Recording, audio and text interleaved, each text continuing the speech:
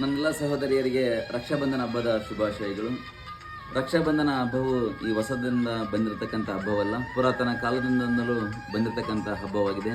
ಈ ಹಬ್ಬವನ್ನು ನೀವೆಲ್ಲ ಮುಂದುವರಿಸೋಣ, ಪ್ರೀತಿಯನ್ನು ಸಂಪಾದನೆ ಮಾಡಿಕೊಳ್ಳೋಣ. ಈ ಹಬ್ಬದ ಪ್ರಯುಕ್ತವಾಗಿ ನಾನು ಇವತ್ತೊಂದು ಚಿಕ್ಕ ಕಥೆಯನ್ನು ಹೇಳಲು ನಿಮಗೆ ಇಷ್ಟಪಡುತ್ತೇನೆ. ಒಂದು ಸಾರಿ ಗಂಡ ಹೆಂಡತಿ ಮತ್ತು ಒಂದು ಮಗುವಿನೊಂದಿಗೆ ಕಾರ್ನಲ್ಲಿ ಹೊರಟಿದ್ದರು.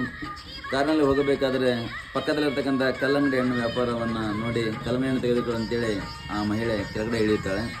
ಅಲ್ಲಿ ಒಂದು 12 ವರ್ಷದ ಹುಡುಗಿ ಆ ಕಲ್ಲಂಗಡಿ ಹಣ್ಣಿನ ವ್ಯಾಪಾರವನ್ನು ಮಾಡ್ತಿರ್ತಾಳೆ. 15 ರೂಪಾಯಿಗೆ ಕೇಳಿದ ಇಲ್ಲ ಹುಡುಗಿ 25 ರೂಪಾಯಿಗಿಂತ ಕಡಿಮೆ ಬರೋದಿಲ್ಲ ಅಂತಂದು ಹೇಳ್ತಾಳೆ. ಎಷ್ಟು ಹೇಳಿದ್ರು 15 ರೂಪಾಯಿಗೆ ಪಟ್ಟೆ ಹಿಡಿತಾಳೆ.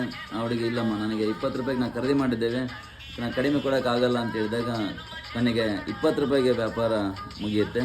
20 ರೂಪಾಯಿ ತೆಗೆದುಕೊಂಡು ಆ ಹುಡುಗಿ ಹಣ್ಣನ್ನು ಕೊಡ್ತಾಳೆ. ಆ ಹಣ್ಣನ್ನು ತೆಗೆದುಕೊಂಡು ತನ್ನ ಮಗನಿಗೆ ಕೊಡ್ತಾಳೆ. ಆ ಮಗ ತೆಗೆದುಕೊಂಡು ಹೋಗ್ತಿರ್ಬೇಕಾದ್ರೆ ದಾರಿ ಮಧ್ಯದಲ್ಲೇ ಬೀಳಿಸಿಬಿಡ್ತಾನೆ. ಆ ಹಣ್ಣು ಹೊಡೆದೋಗ್ಬಿಡುತ್ತೆ. ಅಮ್ಮ ಗದರಿಸ್ತಿರ್ತಾಳೆ. ಆಗ ಆ ವ್ಯಾಪಾರ ಮಾಡ್ತಕ್ಕಂಥ ಹುಡುಗಿ ಬಂದು ಆ ಹುಡುಗನನ್ನು ಕರೆದುಕೊಂಡು ಹೋಗಿ, ಇಲ್ಲ ಬಿಡಪ್ಪ ಏನಾಗಲಿಲ್ಲ, ನಾನು ಇನ್ನೊಂದು ಹಣ್ಣು ಕೊಡ್ತೀನಿ ಬಾ ಅಂತಂದೇಳಿ ಅದಕ್ಕಿಂತ ದೊಡ್ಡದಾಗಿರ್ತಕ್ಕಂಥ ಕಲ್ಲಂಗಡಿ ಹಣ್ಣನ್ನು ತೆಗೆದುಕೊಂಡು ಆ ಹುಡುಗನ ಕರ್ಕೊಂಡು ಕಾರಲ್ಲಿ ಇಡ್ತಾಳೆ. ಇದನ್ನೆಲ್ಲ ಗಮನಿಸ್ತಿರ್ತಕ್ಕಂಥ ಆ ಅಲ್ಲಮ್ಮ, ನಾನು 5 ರೂಪಾಯಿ ಕಡಿಮೆ ಕೇಳಿದ್ರೆ ಆ ಹಣ್ಣನ್ನು ಕೊಡಲಿಲ್ಲ, ಈಗೇನು 25 ರೂಪಾಯಿ ಬೆಳೆ ಬೆಳತಕ್ಕಂಥ ಹೊಸ ಹಣ್ಣನ್ನು ನೀನು ಕೊಟ್ಬಿಟ್ಟಿಲ್ಲ, ನಿಂಗೆ ಈಗ ಲಾಸ್ ಆಗಲ್ಲ ಅಂತ ಕೇಳ್ತಾಳೆ. ಆಗ ಆ ಹುಡುಗಿ ಹೇಳ್ತಾಳೆ, ಇಲ್ಲಮ್ಮ, ಈಗ ಒಂದು ವರ್ಷದ ಕೆಳಗೆ ನನ್ನ ತಮ್ಮ ಇದ್ದ, ಆ ತಮ್ಮ ಇದೇ ವಯಸ್ಸಿನವನಾಗಿದ್ದ, ಮೊನ್ನೆ ತೀರ್ಕೊಂಡಿದ್ದಾನೆ, ನನ್ನ ತಮ್ಮ ಇದ್ದಾಗಿಲ್ಲ ಅಂತೇಳಿ ನಾನು ಕೊಟ್ಟೆ ಅಂತಂದು ಹೇಳ್ತಾಳೆ.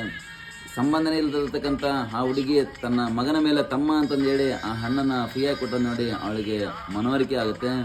ಅವಳು ಎಲ್ಲಿಗೆ ಹೊರಟಿದ್ದಿಲ್ಲ, ಅಣ್ಣನ ಮೇಲೆ ಆಸ್ತಿಯ ಪಾಲನ್ನು ಕೇಳೋದಕ್ಕೆ ಕೋರ್ಟಿಗೆ ಹೊರಟಿದ್ದು. ಆವಾಗ ಅನಿಸುತ್ತೆ, ನಾನು ಎಂಥ ತಪ್ಪು ಮಾಡ್ತಿದ್ದೆ, ಕೇವಲ ಯಾವುದೇ ಸಂಬಂಧ ಇಲ್ಲದ ಹುಡುಗಿನೇ ಆ ಪ್ರೀತಿ ತೋರಿಸಿರ್ಬೇಕಾದ್ರೆ ನಾನು ಇಷ್ಟೆಲ್ಲ ಇದ್ಕೊಂಡು ನಮ್ಮ ಅಣ್ಣನ ಮೇಲೆ ಆಸ್ತಿ ಪಾಲನ್ನು ಕೇಳೋದಕ್ಕೆ ನಾನು ಕೋರ್ಟಿಗೆ ಹೊರಟಿದ್ದೆ ಅಂತಂದೇಳಿ ಕಾರ್ನಲ್ಲಿ ಕುಂತ್ಕೊಂಡು ಮಾತಾಡ್ತಿರ್ತಾಳೆ. ಗಂಡನಿಗೆ ಹೇಳ್ತಿರ್ತಾಳೆ. ಗಂಡ ಹೇಳ್ತಿರ್ತಾನೆ, ನೋಡು ಇದೇನೇ ಸಂಬಂಧ ಅಂದರೆ, ಅಣ್ಣ ತಮ್ಮಂದ್ರ ಪ್ರೀತಿ ಅಂತಂದರೆ ಕೇವಲ ಆಸ್ತಿ ಅಂತಸ್ತು ದುಡ್ಡಿನಿಂದ ಕೊಡಿರೋದಿಲ್ಲ, ಅದು ಅಂತರದಿಂದ ಕೊಡಿರುತ್ತೆ ಅಂತಂದು ಹೇಳ್ತಿರ್ತಾಳೆ. ಅವಾಗ ಆ ಹೇಳ್ತಾಳೆ, ದಯವಿಟ್ಟು ನಾವು ಕೋರ್ಟಿಗೆ ಹೋಗೋದು ಬೇಡ, ಅಣ್ಣನ ಮನೆಗೆ ಹೋಗೋಣ ನಡ್ರಿ ಅಂತಂತಿರ್ತಾಳೆ. ಅಷ್ಟೊತ್ತಿಗಾಗಲೇ ಆ ಗಂಡ ಆ ತವ್ರ ಮನೆ ಕಡೆ ದಾರಿ ಕಡೆಗೆ ಕಾರನ್ನು ತಿರುಗಿಸಿರ್ತಾನೆ. ಆದ್ದರಿಂದ ಯಾವುದೇ ಸಂಬಂಧಗಳಾಗಲಿ ಪ್ರೀತಿಯಿಂದ ಸಂಪಾದನೆ ಮಾಡಬೇಕೇ ಹೊರತು ಆಸ್ತಿಯಿಂದ, ದುಡ್ಡಿನಿಂದ, ಅಂತಸ್ತಿನಿಂದ ಕೂಡಿರಬಾರ್ದು. ನಿಮ್ಮ ಪ್ರೀತಿ ಶಾಶ್ವತವಾಗಿರ್ಬೇಕಂದ್ರೆ ನಿಜವಾದ ಪ್ರೀತಿಯಿಂದ ಕೂಡಿರಲಿ, ಯಾವುದೇ ದುರಾಸೆ ಇರದೇ ಇರಲಿ, ಪ್ರೀತಿಯನ್ನು ಸಂಪಾದನೆ ಮಾಡಿಕೊಳ್ಳಿ, ಖುಷಿಯಾಗಿರಿ.